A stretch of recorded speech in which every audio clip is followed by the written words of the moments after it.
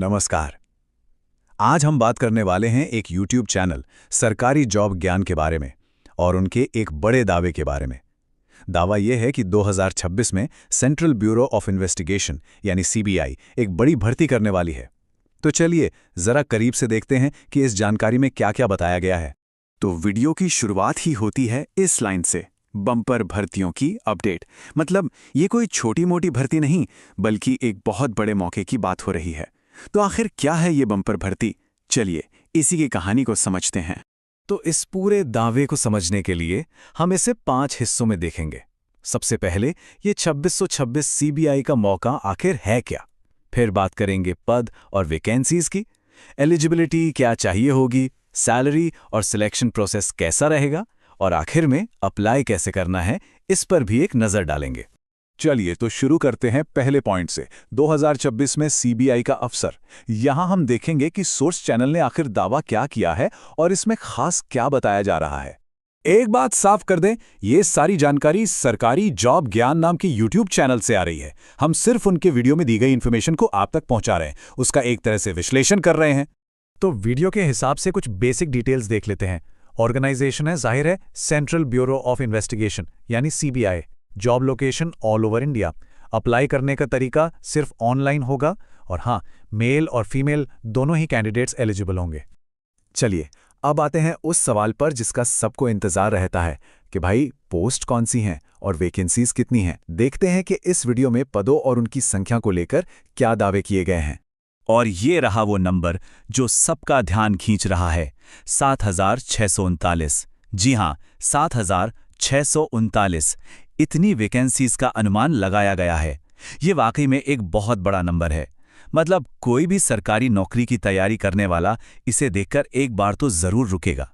तो सवाल ये है कि ये जो 7000 से ज्यादा वैकेंसीज हैं, ये किन किन पोस्ट के लिए हैं।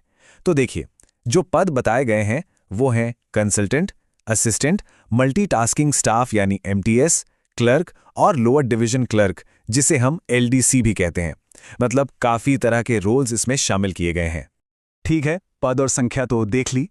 अब अगला और शायद सबसे जरूरी सवाल, एलिजिबिलिटी क्या है, मतलब कौन लोग इसके लिए अप्लाई कर सकते हैं।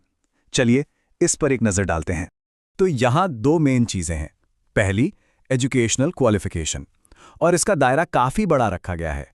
मतलब 8वीं पास से लेकर 10वीं, 12वीं, डिग्री, डिप्लोमा, लगभग सभी अप्लाई कर सकते हैं, ऐसा दावा है।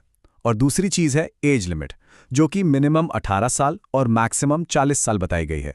ये तो काफी फ्लेक्सिबल रेंज है। और हाँ, एज रिलैक्सेशन भी है, जैसा कि सरकारी नौकरियों में होता है। SC/ST कैंडिडेट्स के लिए 5 साल की छूट और OBC कैंडिडेट्स के लिए 3 साल की छूट का भी जिक्र किया गया है। चलिए अब आते हैं पैसे की बात पर, मतलब सैलरी, और ये भी कि सिलेक्शन का पूरा प्रोसेस क्या होगा। भाई जॉब मिलेगी कैसे और कितनी तनख्वाह मिलेगी, ये जानना तो जरूरी है।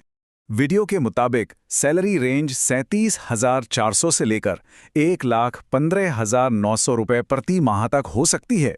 और ध्यान रहे, ये सिर्फ बेसिक पे है। इसके ऊपर जो सरकारी अलाउंस मिलते हैं वो अलग। तो कुल मिलाकर ये पैकेज काफी अच्छा बन जाता है।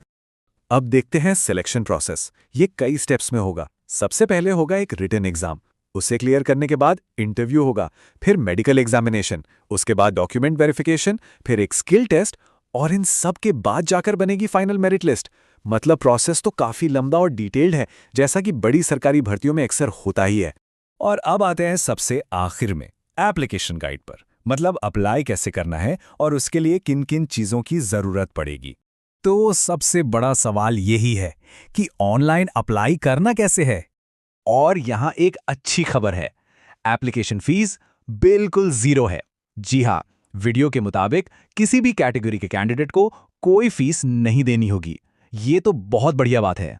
तो अप्लाई करने से पहले कुछ डॉक्यूमेंट्स तैयार रखने होंगे, जैसे कि आपकी पासपोर्ट साइज फोटो जिसका बैकग्राउंड हल्का हो, आपके सिग्नेचर्स, आपके एजुकेशनल सर्टिफिकेट्स 8वीं, 10वीं, 12वीं जो भी हों, डोमिसाइल सर्टिफिकेट अगर है तो, जाति प्रमाण पत्र अगर आप SC/ST OBC कैटेगरी से हैं, और आखिर में ID प्रूफ के लिए आधार कार्ड।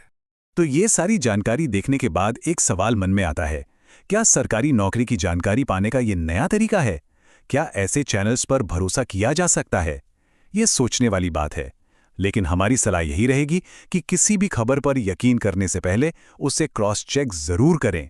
सबसे अच्छा तरीका है कि सीबीआई की ऑफिशियल वेबसाइट पर नज़र बनाए रखें। वहीं से आपको सबसे सही और पक्की जानकारी मिलेगी।